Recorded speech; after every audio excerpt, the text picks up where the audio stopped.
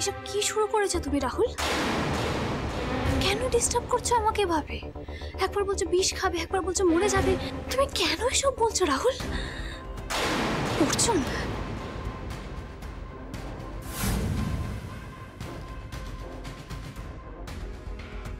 তুমি ফোনে কথা বলছিলে? ঠিক আছে, কথা হয়ে গেলে তাড়াতাড়ি চলে এসো, ঠিক আছে? হ্যাঁ।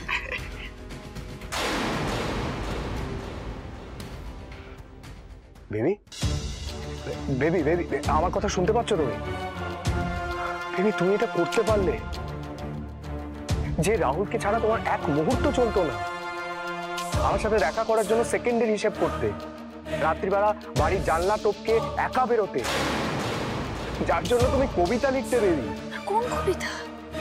কোন কবিতা? আমার দেওয়া চিঠি, আমার লেখা কবিতা কোনোদিন খুলে পড়েছো তুমি? উত্তর দাও।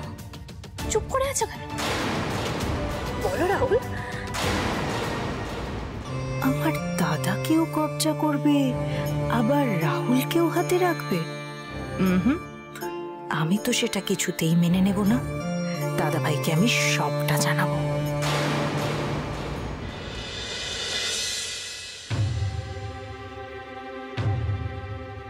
দাদা ভাই, এই যে তুই মিলির জন্য এত কিছু করছিস, মিলির বাবা পুলিশ পাঠালো, অপমান করলো, সেগুলো সবার সামনে দাঁড়িয়ে দাঁড়িয়ে সহ্য করলি, তুই জানিস মিলি কি করছে? তোর এসব নিয়ে কথা বলার কি দরকার পাপড়ি? মানেটা কি? কেউ কি করছে? না, চোখের সামনে তো দেখতে পাচ্ছি তুই মিলির জন্য হেদিয়ে মরছিস। তো মিলি রাহুলের সাথে প্রেম করছে।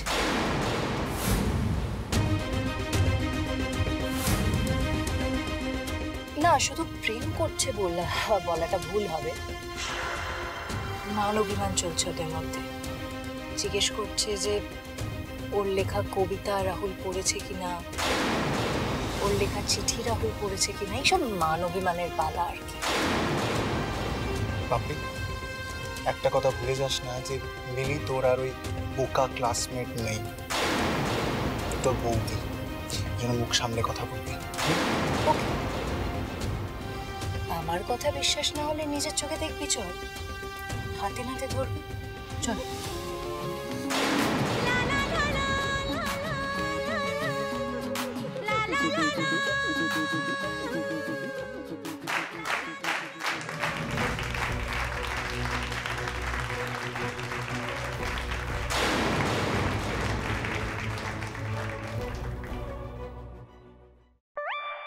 আরে এই তিতলি, ওখানে বসিস না, ওটা তো মিলির বসার জায়গা।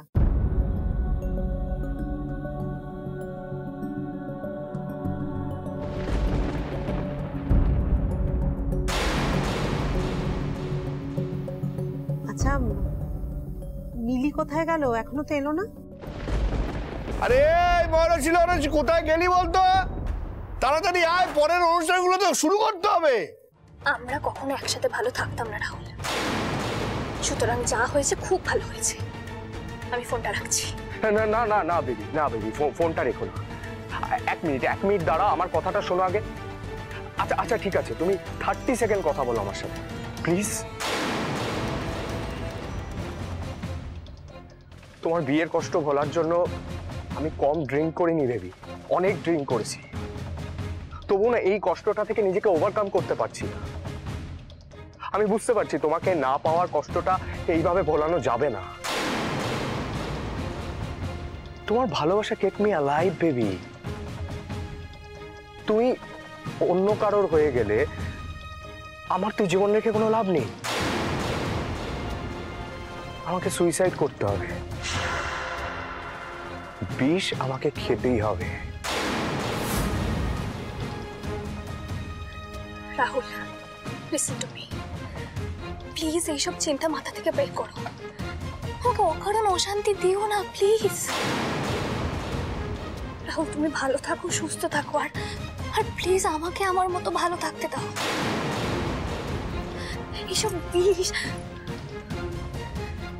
এসব বিষ সুইসাইড প্লিজ মাথায় এনো না রাহুল, আই রিকোয়েস্ট। ঠিক আছে, ওকে, তুমি তাহলে একটা প্রমিস করো যে তুমি আমার সাথে কথা বলবে, আমি ফোন করলেই তুমি ফোন ধরবে, কখনো আমার ফোনটাকে ইগনোর করবে না। প্লিজ বেবি বলো, তুমি আমার সাথে কথা বলবে, বলো বেবি। আচ্ছা তাহলে আমি বিষ ছোবো না, promise. Please baby, please please, just phone call, just. ওকে।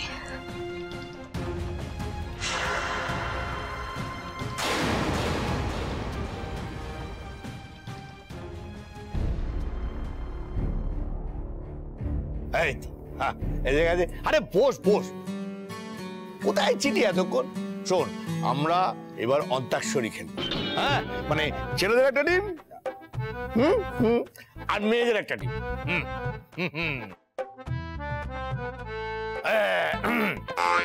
अरे बैठे बैठे क्या करे, करना है कुछ काम। करना है कुछ काम, शुरू करो अंताक्षरी। ठीक बोले? हाँ ठीक है जेठू। हाँ, लेके प्रभु का नाम। लेके प्रभु का नाम।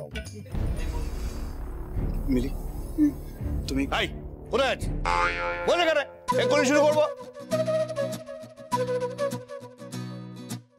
এই ভাই, আরে শুরু কর, এই শুরু কর, শুরু কর। আমি? ঠিক আছে, আমি শুরু করছি তো। হ্যাঁ,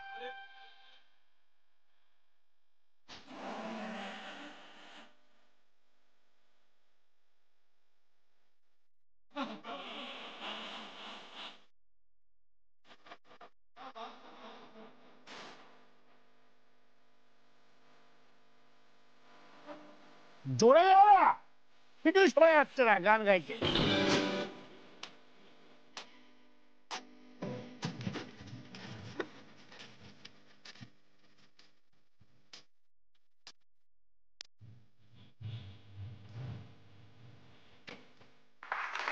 এবার ল দিয়ে গানটা করতে হবে। হ্যাঁ,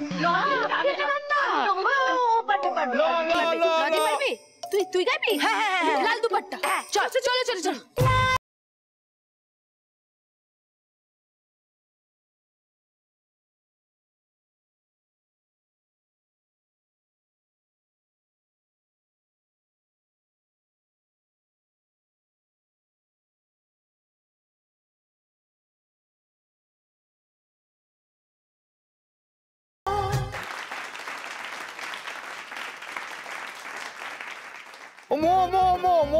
মৌমাছি গাছে। আরে ও দিয়ে শেষ হলো। मोना मोना ओ ओ ओ ओ।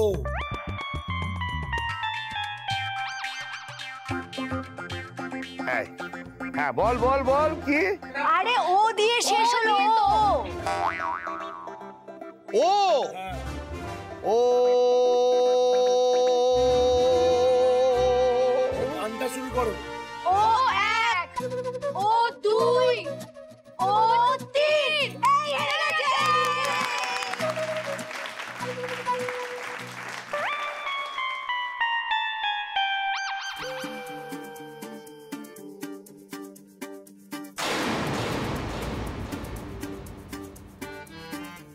দেখো দেখো দেখো পেটুকটাকে দেখেছো? হ্যাঁ, আচ্ছা তুমি তো এক্ষুনি খেলে আবার। সে কখন হজম হয়ে গেছে। আরে এই রাত জাগতে গেলে মুখটা একটু চালাতে হবে তো নাকি? ভালো ভালো খাবার বেঁচেছিল, তাই এগুলোকে তো উদ্ধার করতে হবে। যাই হোক, নাও শুরু করো, গান শুরু করো।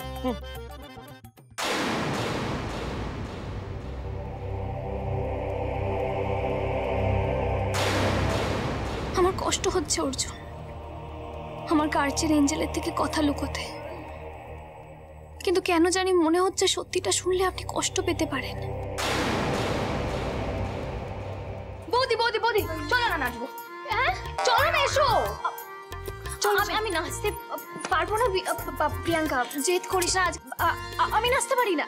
বয়া তুমি বলো আমি নাচতে পারি, বলো। চলো চলো চলো। আচ্ছা আমার কথাটা শোন, এক কাজ কর, তোরা নাচটা করে নে, আমি তারপর দেখে তোদের করবো। আরে তাড়াতাড়ি যা, তাড়াতাড়ি যা। আচ্ছা ঠিক আছে ঠিক আছে দিদি ভাই, তুই কেন বসে আছিস? আয় তুইও নাচ করবি। আয় আয়। মম চিত্তে তিতি নৃত্যে কে যে নাচে তাতা থই থই তাতা থই থই তাতা থই থই মম চিত্তে নীতি নৃত্যে কে যে নাচে তাতা থই থই তাতা থই থই তাতা থই থই তারি সঙ্গে কি মৃদঙ্গে সদা বাজে তাতা থই থই তাতা থই থই তাতা থই থই কি সুন্দর লাগছে অনুজা চন্দ্রাকে আজকে। চন্দ্রা একটু নাচ না অনুজের সঙ্গে বাবা, রাত জুটো।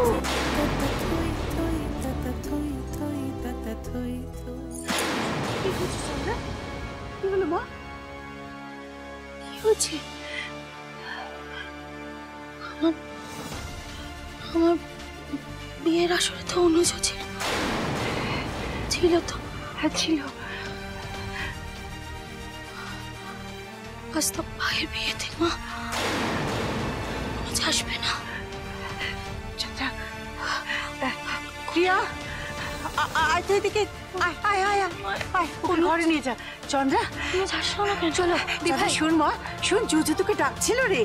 যা ঘরে যা, জুজুর কাছে যা। শুধু জুজুর কথা ভাব, কেমন? এখন শুধু জুজুর কথা ভাববা। যা ঘরে যা, প্রিয়া চা নিয়ে যা, সাবধানে নিয়ে যা। আমি শুধু জুজুর কথা ভাববো, আর কোনো কথা ভাববো না। জুজু, আমাকে শুধু জুজুর কথা ভাবতে হবে। দিভাই চলো, জুজুর কথা ভাবো। যাবো, জুজুর কথা ভাবো, চলো যা। শুধু জুজুর কথা ভাববো, আর কারোর কথা ভাববো। নাচে জন্ম নাচে মৃত্যু পাছে পাছে তাতা থই থই তাতা থই থই তাতা থই থই নাচে জন্ম নাচে মৃত্যু পাছে পাছে তাতা থই থই তাতা থই থই তাতা থই থই।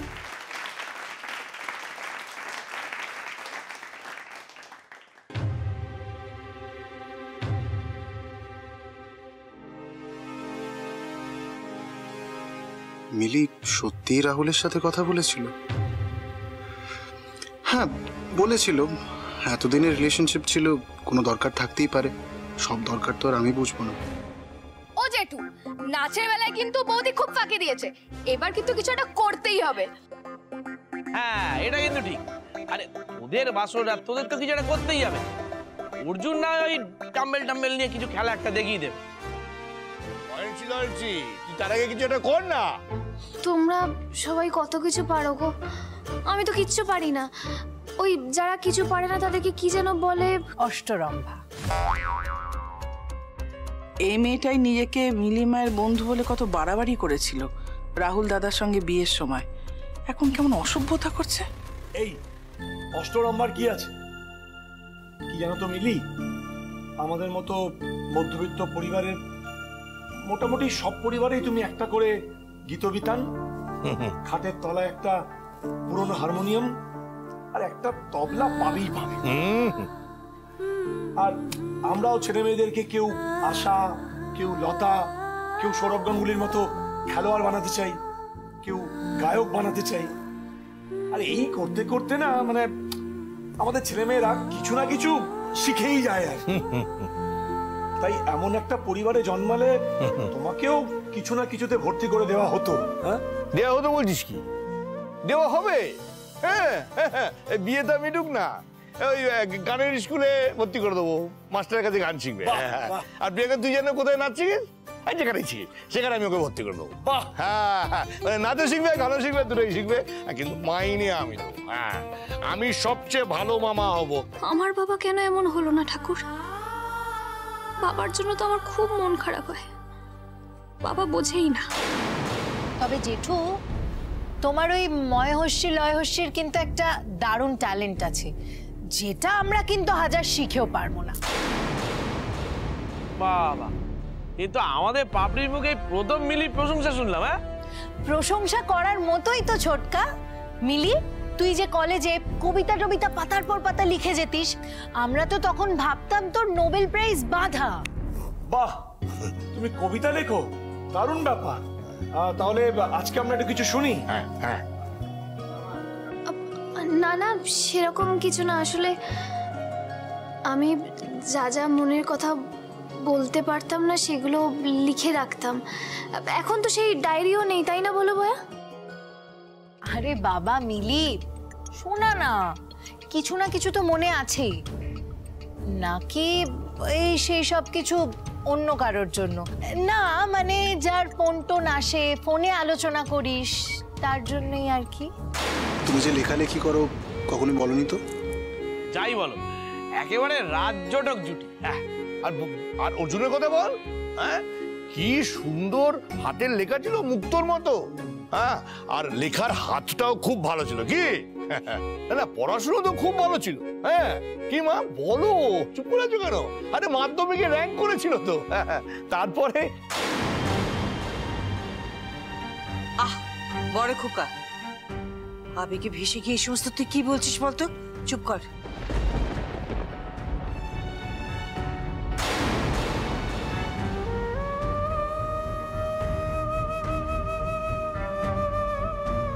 এই অর্জুন, অর্জুন বড় খোকা, তুই মাঝে মাঝে কি যে সমস্ত করিস না, বুদ্ধি শুদ্ধি যেন লোপ পায় তোর। সেদিন কি হয়েছিল? ও কিছু নয় রে লাপু, এই সমস্ত কথা আজকে থাক। না থাকবে কেন মা? এই কথাগুলো তো মিলিরও জানা দরকার, না হলে মিলি তো অর্জুনকে সঠিকভাবে বুঝতে পারবে না। বুঝলি মিলি, পুষ্পেন্দু মানে অর্জুনের বাবার খুব আশা ছিল যে অর্জুন পরীক্ষায় র্যাঙ্ক করবে। র্যাঙ্ক করলো, কিন্তু পুষ্পেন্দু সেটা জেনে যেতে পারলো না। ওই কমলেশ রায়বাবু এমন শত্রুতা শুরু করলো, পুষ্পেন্দু সব হারালো তার জীবনে।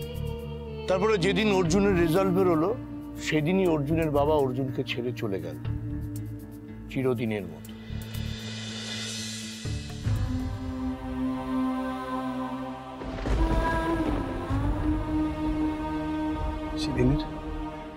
সেদিনের একটা মুহূর্ত আমি ভুলিনি বাবা। তোমার প্রতিশোধ আমি নেবই। আমার একটাই পরিচয়, আমি Arjun Sanyal, care of late Pushpendu Sanyal.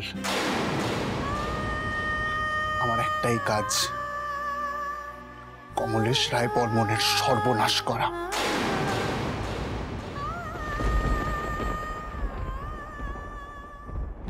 এত বড় একটা কষ্টের পাথর বুকের মধ্যে চেপে রেখেছে অর্জুন।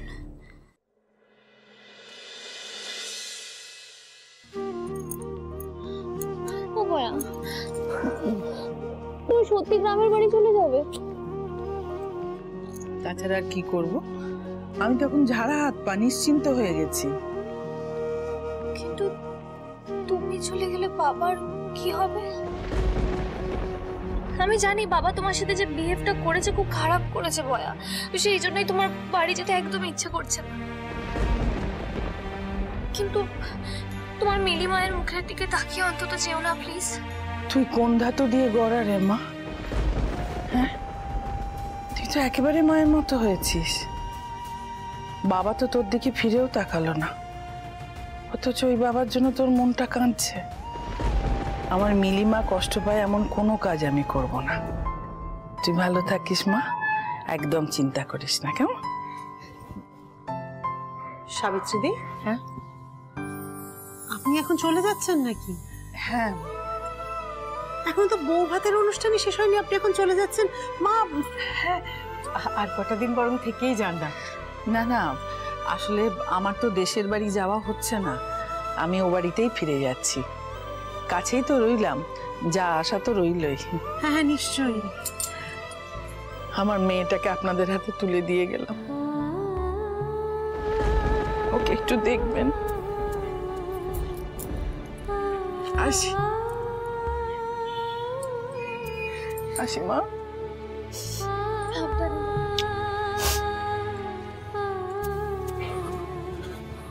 এই অর্জুন, তুই আবার হনহন করে কোথায় চললি এখন? মাকে আনতে।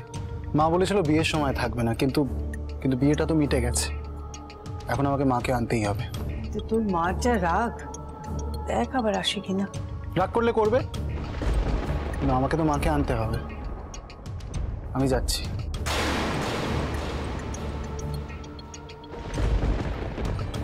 যান যান, তাড়াতাড়ি যান, আমি তো প্রতিজ্ঞা করেছি শাশুড়ির আশীর্বাদ আজ আমি নিয়েই ছাড়বো। মা,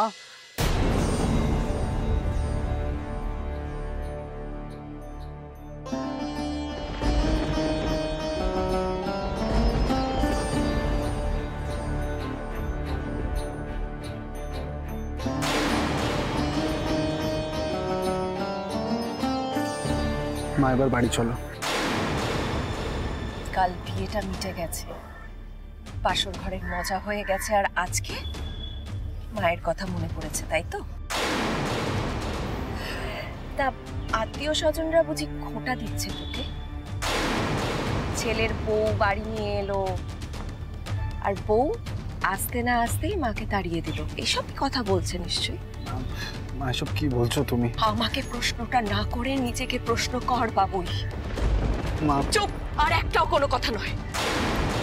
এই মুহূর্তে তুই আমার সামনে থেকে চলে যাবি, যা।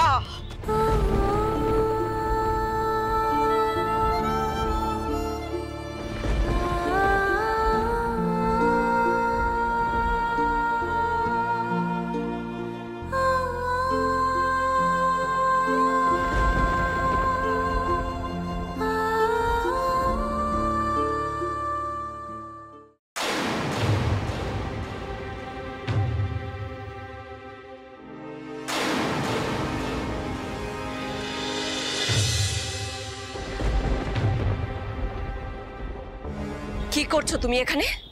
হ্যাঁ, আর তুমি এখানে কি করে এলে? ও, নিশ্চয়ই বাবুই তোমাকে এখানে নিয়ে এসেছে। না না আন্টি, আপনার ছেলে কিচ্ছু জানে না, আমি ওকে ফলো করে নিজের মতো চলে এসেছি। কেন এসেছো তুমি এখানে? আন্টি রাগ করবেন না প্লিজ, আসলে অর্জুন যাতে আপনাকে ওই বাড়িতে আবার ফেরত না নিয়ে যেতে পারে সেই জন্য আমার আসে। আসলে কি বলুন তো, এই শাশুড়ি বৌমা যদি এক জায়গায় থাকে না, অশান্তি হওয়া একেবারে অনিবার্য। আপনি একদম ঠিক কাজ করেছেন অর্জুনকে ফিরিয়ে দিতে। দেখুন আন্টি, আপনি যদি ওই বাড়িতে থাকতেন তাহলে আমি শান্তিতে হাত পা ছড়িয়ে থাকতে পারতাম না, আপনারও আমাকে দেখে সেম ইরিটেশন। তার থেকে আপনি যেটা করেছেন বেস্ট করেছেন, বিশ্বাস করুন। আপনি কাজ করুন না, আপনি আশ্রমেই থাকুন, এখানে থাকুন, ঠাকুর দেবতা নিয়ে আনন্দ করুন, শান্তিতে থাকুন, আর আমি ওই বাড়িতে আপনার ছেলেকে নিয়ে সুখে শান্তিতে থাকি।